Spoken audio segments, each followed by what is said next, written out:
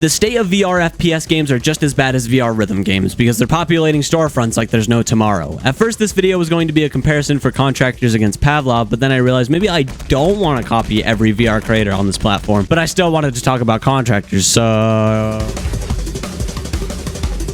Contractors is one of the main 3 VR FPS games alongside Pavlov and Onward, but if you think that I'm willing to pay for all 3, look out, Mr. Moneybags, buying all 3 for absolutely no reason. They'll need to flex on me. It's available on Quest 2 and PCVR, but it's cross-compatible. Don't go celebrating your release from the squeakers yet. They're definitely still there. Waffles all day. Have you ever had bacon and syrup? I'm not finished. Gameplay-wise, it's run and gun, boys. Woo, woo, woo, woo. With the base game, it's far more streamlined than something like Pavlov, and we'll get to that in a bit, but it's truly just a press and play, and you're immediately in the game. It even features a sliding mechanic that fits super well into VR and breaks up the monotonous flow of walking and running to you might actually need to be quick on your feet to have the upper hand. Everything you'll need in a gunfight is right on your chest, which is a nice change from the other VR shooters that either have it on your back or sides. But if you're like most people and have the full body on, you'll most likely run into these massive ass honkers running into your face at all times. Just gonna throw in my improvements now since I don't really have any others to cover a full category. Chest on the full body, way too big. I'm a petite man, leave me alone. When moving your arms down far enough, the character model thinks you're bending over even if you aren't, so you'll see this weird body movement. Not something to really complain about, but hey, my video is longer now, so would you look at that? Also, the pistol magazines eject at lightning speed. Not complaining, I just think it's hilarious. Surprisingly though, considering that Contractors is a mostly multiplayer game, you could totally still enjoy this if you went without internet or don't like the amount of kids screaming all at once. You could either have some simple missions where you escort a target, take out high value targets, or Fortnite dance on some 12-year-olds. Your choice, man. Just make the switch. I promise it's not that bad. Of course, the multiplayer experience is the highlight of this game. Contractors does have its own set of unique maps, and the ones I've tried so far are actually really fun and enjoyable to play on, but we all know that mods for this game absolutely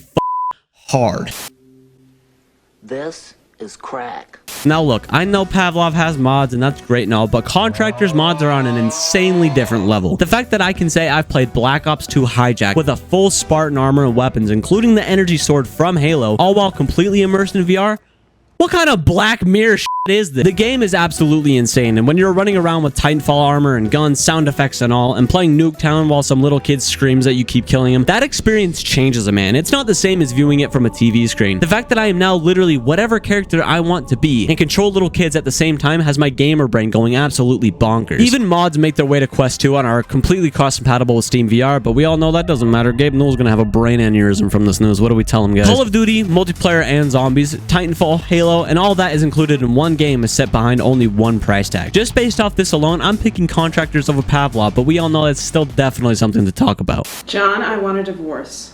Pavlov does tend to feel a little bit more bullet spongy for me personally. Yeah, sometimes it's nice you can actually see who's shooting you before you die, but guess what? If you're dying too quickly, this is called the average skill issue. Get good, kid, because of Contractors is way easier than Pavlov ever was. If you think Call of Duty Christmas noobs are bad, try 10 7-year-olds who don't have completely functioning motor skills. I'm shitting on kids out here. How you actually acquire weapons is far easier and similar to Call of Duty rather than CSGO. You have a loadout, you pick yourself, and unless you change that loadout, you'll spawn in with that loadout every single time. My only problem here is that unless you know which mod is loaded each round, it can be kind of confusing if you think it's a normal game and you're spawning in with a battle rifle. Contractors also has way more in terms of different eras of weaponry. We have the normal, usual American high school starter pack. Then we have the World War II or the Grandpa's having another episode pack. And then for some reason, the devs were just like, well, f it, ninjas are in the game now, and we have samurai swords and bow and arrows. Peppa, I don't want to die.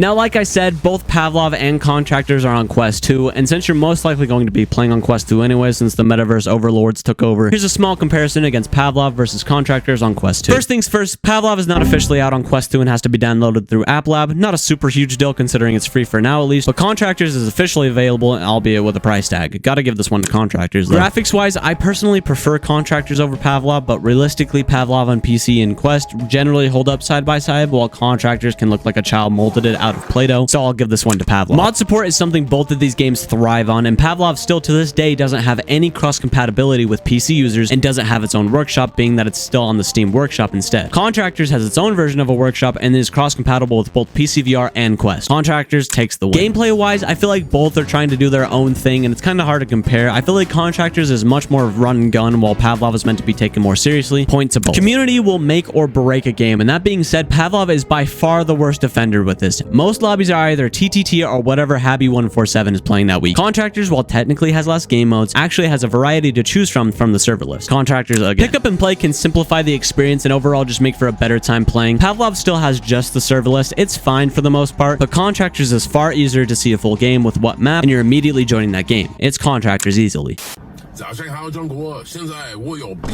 Of course, it's going to be up to personal preference on what you're wanting to play. There are plenty of reasons to choose Pavlov over Contractors. I've had just a lot of fun playing Contractors recently and wanted to talk about it. Pavlov or Contractors? At least we're not playing Veil.